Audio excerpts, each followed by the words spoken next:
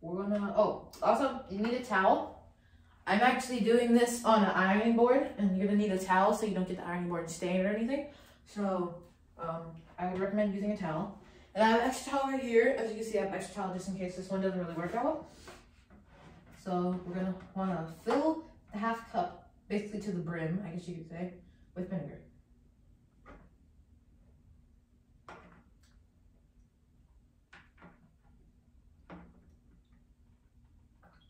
A little bit more. Alright, that's good. Now you're going to be wanting to pour this into that cup right here.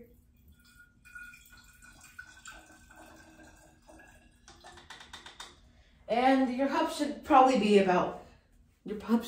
this high with vinegar probably. So make sure to do that. Then once wash it out in the vinegar, want to dry it off, stuff like that. Then you're going Then you're going to be wanting the baking soda. Sorry about that. Collision basically. You're going to be wanting to use the baking powder. Or baking. I keep mixing it up with baking powder and baking soda, but use baking soda and not baking powder. You do not want to use baking powder. But here you go. And you're going to be wanting to pour some of this in here. So mine kind of has chunks. Oh gosh, okay. Yeah, mine kind of has chunks. So you're probably going to want to crush those chunks up. Crush all the chunks up because you do not want any chunks in your balloon. That's right, I said not in your balloon because we're going to be actually putting this baking soda in your balloon. You're not going to be putting this in the vinegar because if you put that in the vinegar, there's going to be a mini explosion. So do not do that. Then you're going to be wanting to put some of this in the balloon. If you can even stretch this open, really. I don't know if you can even stretch this open. Pour some of this. Oh gosh, okay. Yeah. Anyway. I'm trying to see if I can pour this in here. Sorry about the wait, guys.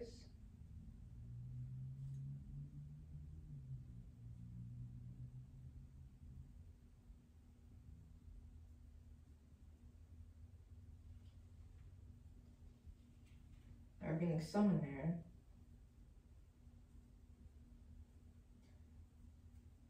This is why I say get a towel. So as you can see, I have baking powder on the towel and not on the floor or on the iron board, so that's very good.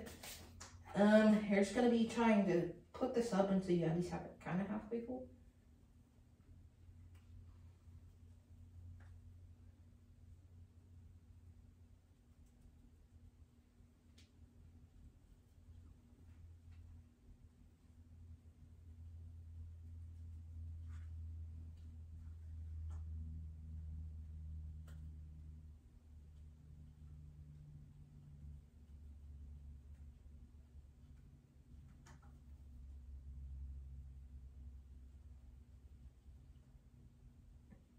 Just gonna try and keep pouring this in here.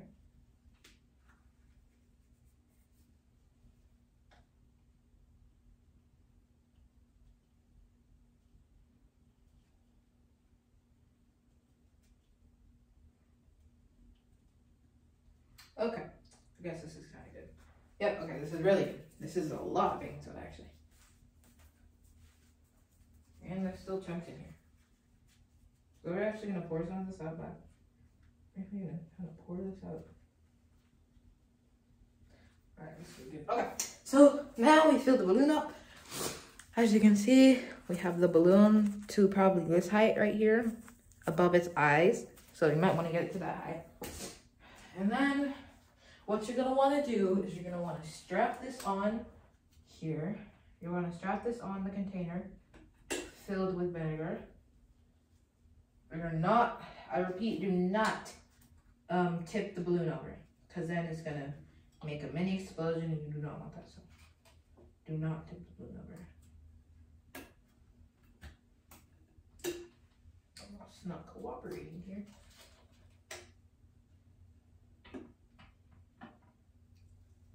Okay, it's cooperating now. Okay, as you can see, The balloon is now on here. I'm actually gonna bring you guys up a little bit for a better visual of this.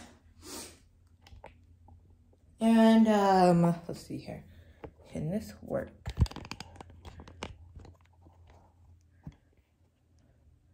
All right, so as you can see, you now have this here filled with baking soda attached to the bottle. I think you guys can see now, right? Okay. Then, actually, I'm gonna bring you guys up for a closer look so you guys can really experience this. I know I'm amazing, aren't I? Anyway, I gotta bring this down. All right, as you can see, okay, there you go. Okay, as you can see, you're gonna need a towel because look at this. I got baking soda and everything. But anyway, back to the explosion. We have baking soda in this balloon. We have vinegar in here.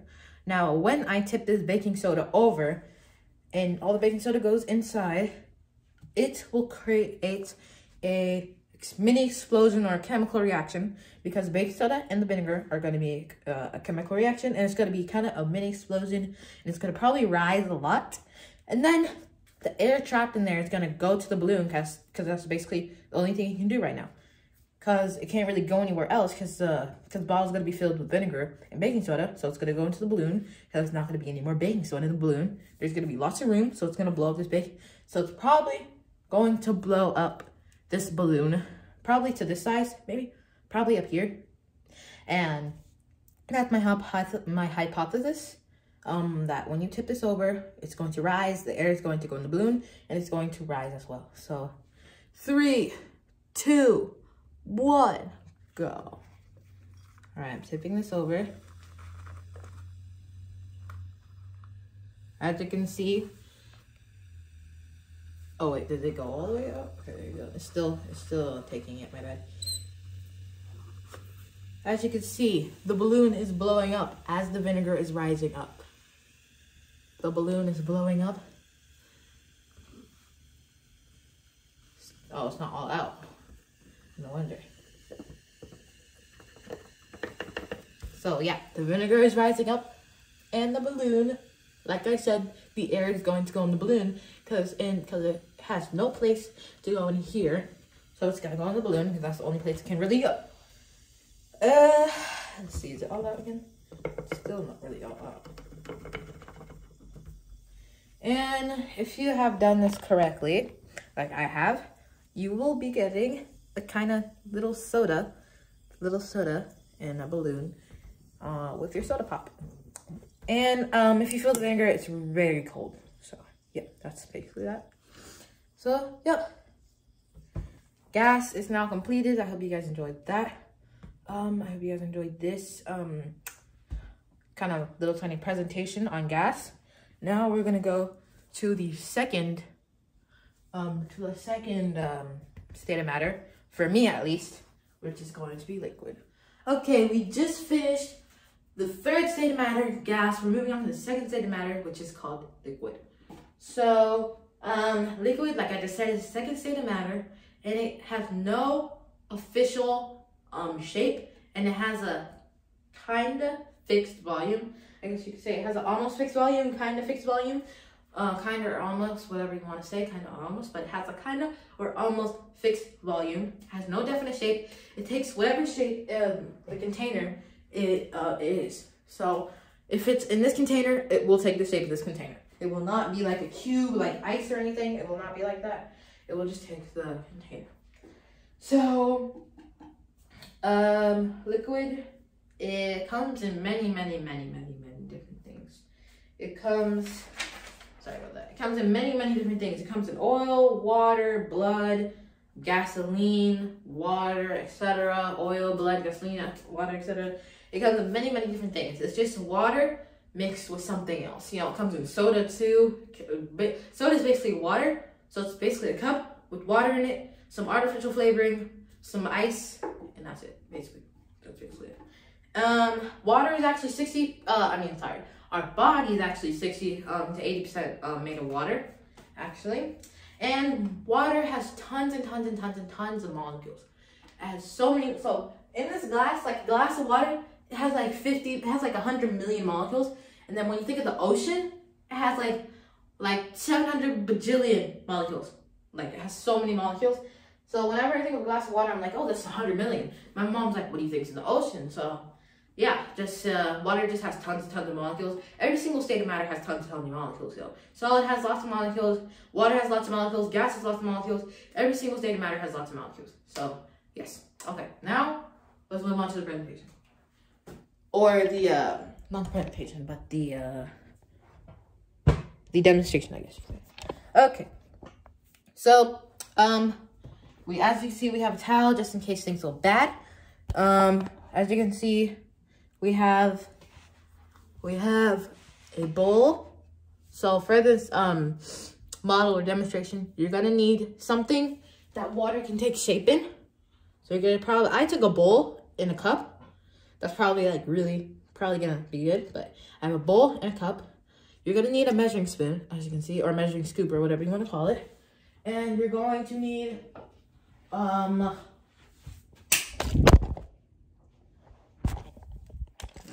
bad guys. This thing keeps falling. Like I was saying, you're gonna need a measuring cup, and I feel there's one more thing that you needed, but oh, right here. Sorry about that. Right here. You're gonna need a measuring cup and a measuring spoon. Okay, so what you're gonna want to do is you're probably gonna want to fill this measuring cup with water, or the measuring spoon. It depends which one you want to fill up with water. And time to show you. I'm going to choose the bowl first. I'm gonna show you guys. This is insane. That liquid is a very, very fun thing to do. So what you want to do is fill your cup up, right? And then you're gonna want to pour it into the bowl. And look at that. It's filling the shape it's in, which is the bowl. Look at that. Look at that. It filled the shape it's in right here. See, it's water. It filled the shape it's in. It's a round shape, so the water went round, and it filled the round shape. So, yep, now let's move on to the cup, and let me show you what happens when you fill the cup up. Use the towel. Okay, so you probably need 2 towels, because one towel, just in case the water gets on here, and then another towel, just in case you have to dry your hands off, because you don't want to dry your hands off with this, because this is your experimenting towel, I guess.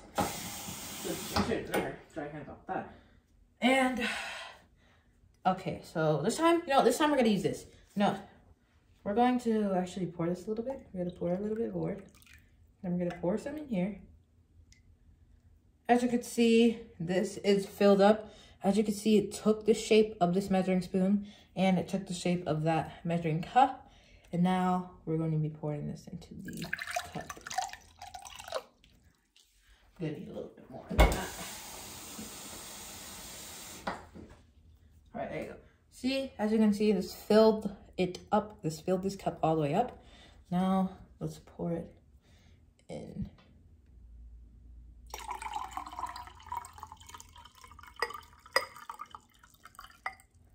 As you can see, the cup has taken, the water has taken the shape of this cup. As you can see, it's almost filled up to the brim, and it has taken the shape of this cup.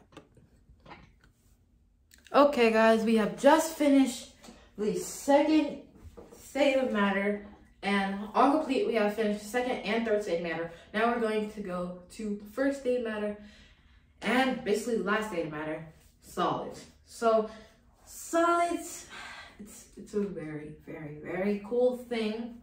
And basically everything is made out of solid. Walls, toilet seats, toothbrushes, paper towels, everything is made out of solid, bro. So, solid actually has but it does have a fixed shape. And I don't know about the volume, but it does have a fixed shape. And it has its own shape. It doesn't take the shape of anything that is put into like liquid, or it doesn't even have a shape like a gas. It has a shape, and it does not take the shape of the container or anything like that. It has its own shape. And if you put it into a container, it will stay that shape. It will not take the shape of the container like a liquid. Now, molecules are very, very, very, very close in a solid. They're very compact. They're very close, like in a solid. They're compact. They can't really move anywhere. They can basically only slide a little bit. If other molecules move out the way, they can only slide a little bit, and then they can only vibrate. So solids change shape when force is applied. Sorry about that. Solids only change shape when force is applied. So, like say if you have a soda can and it's a solid, right? Soda can is a solid. If you squeeze that soda can or stomp on it and you're trying to make it like crush it, it's gonna change the shape because force is being applied to it. So it's gonna change shape. Like, say this cup. This cup is a solid. This is the cup I actually used for a demonstration with the liquid, but this cup is the solid.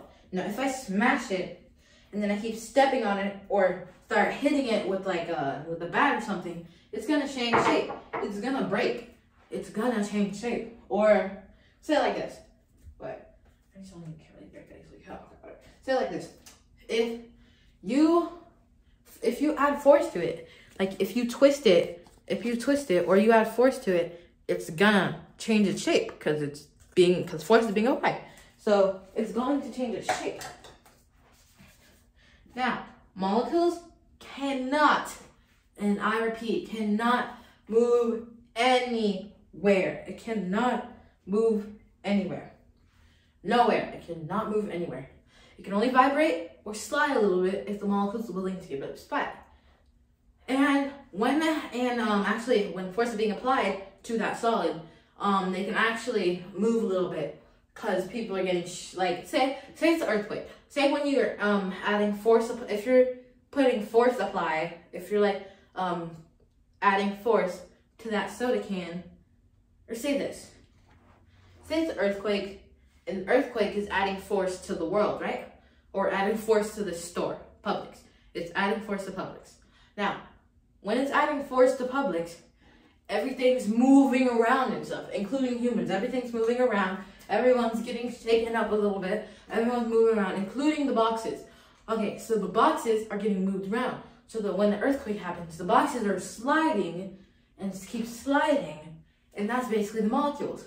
When, say, the soda can is having an earthquake. Say soda can is the store, and your hand that you're putting force on the soda can, that is the earthquake. When you're adding force, the boxes are moving, and the boxes are molecules. And the boxes and the molecules are sliding, and that can get a molecule to a different place. And the molecules can keep sliding as freely as they want. So that's basically what that is. And like I said, solids have a fixed shape, and they hold their shape unless force is being applied. So now let's move on to the demonstration. We'll put you right here. Let's see here. All right. As you can see, I have a trusty towel, and I have a trusty towel right here just in case things get messy.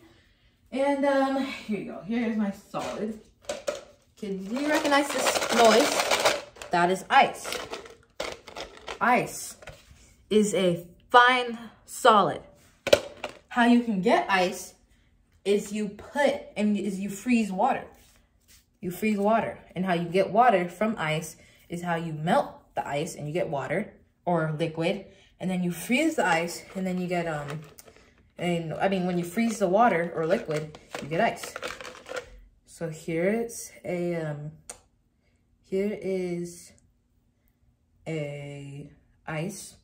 piece of ice, which is solid. And bless me. Bless me. Sorry about that. And as you can see, this isn't made of ice, but this is made of glass, right? Or actually, I have a better demonstration. Let me dry this off real quick. Okay, see how you can get ice. How you get ice is you freeze water, right? But how you can get this is you mold it, and then you have to freeze it for over time. So even if it's not water, you still have to freeze it to make sure you get a solid. Even if it's not water. See, even if it's that mold, you still have to freeze it anyway. Even though it's not water, you still have to freeze it. So, that is basically it for all my 3 that's all my 3 states of matter. Now, that's all my 3 states of matter. And the next one after this is going to be all the states of matter that you have to add energy to. Or all the high energy states of matter after this. Okay, now we just finished solid, liquid, and gas. And before I actually start getting into the high energy states of matter, as you see, I have all my towels here. We are in a different room. We're in a blue room now. So yeah. So right now we're gonna be doing the high energy states of matter, and we're gonna start off with plasma. Now, plasma is the 4th state of matter that people like to call 4th state of matter, and then they like to call the 5th one. Well, actually, we're going to be able to do the 5th or 6th one. It depends which one they call it, 5th or 6th. We're going to be able to do that after plasma. But right now, people usually call it the 4th state of matter. I usually call it 4th state of matter. And plasma is probably definite 4th state of matter. It is a superheated. Sorry, it is a superheater. It's a superheated state of matter. It is very, very, very, very hot. It is like very, very hot. It's way hotter than gas. So this is like, what plasma is basically is gas times 10. Basically, that's what it is. Gas times 10. Because you know how you can get gas from liquid? You just pour liquid on a pan, then turn the heat up under it, and then the liquid starts to burn, starting to vaporization. It starts turning into steam. That's basically what's happening right now. But that's basically how gas is created.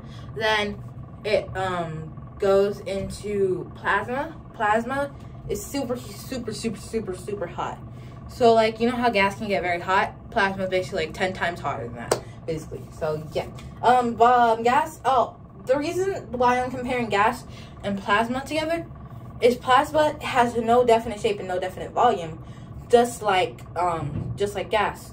I mean, gas has a no definite shape and no definite volume. It has no definite shape and no definite volume, but it can take the shape of whatever container it is in. Like it can fill the volume of the container. For a second I was talking about liquid, but it can fill the volume of the container. Liquid can take the shape of the container, but it can fill the volume of the container. So that's why I usually compare plasma to gas, because they're basically the same thing. Comparing volume and shape. Plasma is actually half our blood, but I like to use percentages because percentage is way more accurate. So, I mean, it is 50% blood, but it's actually 55% blood. So, people usually, go half, because half is basically the same thing as 55%. But I usually use percentages because it's way more accurate. So, yeah, plasma is 55% of your blood, and your blood is 45% of your blood. And if you actually dissect the plasma from the blood will become red, and the plasma will become yellow. People usually think plasma is purple, but blood-wise is actually yellow. So, yes. Plasma is in lots and lots and lots of other things like lightning, welding arc, and the aurora that you see, and I forgot where it is, but I think it's in Iceland, maybe? Greenland? I forgot where it is. But I feel like it's in Ireland, but I don't know. But yeah, it's in the, plasma's in the aurora, the welding arc, lightning, and the Baltoy, the plasma Baltoy that you can actually get. So it's basically a little tiny stand, right? Then it has a big circle, and there's plasma inside of it. And if you put your hand on the circle, if you move it around, the plasma will be following your hand. All the ions and are gonna be, and all the electrons and ions are gonna go straight to your hand. So it's gonna be, so the plasma is just following your hand around, which is very, very cool. And something that's very, very cool is like the electrons and ions aren't bound like the solids. Aren't bound to an atomic nucleus. It's not bound like solids and stuff. See, solid is very, very tight, but like gas, plasma can move around.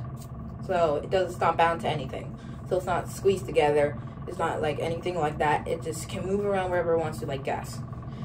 And that's basically it for plasma. There's no demonstration for this one. I sadly say, but We just did the demonstrations for gas, solid, and liquid. We have no more demonstrations. And now let's move on to the last high energy state of matter. Okay, now moving on to the last high energy state of matter. I'm afraid to say that this is the last one. There's no demonstration for this one, and there's no demonstration for plasma, but there's a demonstration for gas, liquid, and solid, so make sure to check that out. But, okay, now, let's start off by saying this is the 5th or 6th state of matter people usually think of. They usually think of solid, liquid, gas. Solid, liquid, they usually think of solid, liquid, gas, and then plasma, then Bose-Einstein condensate, then quark-gluon plasma, or they think of solid, liquid, gas, plasma, quark-gluon plasma, and then Bose-Einstein condensate. And yes, you may have heard me say it right there, but we are going to be doing quark-gluon plasma, one of the highest energy states of matter. It's competing with plasma. So this is actually quark-gluon plasma. I'm very surprised.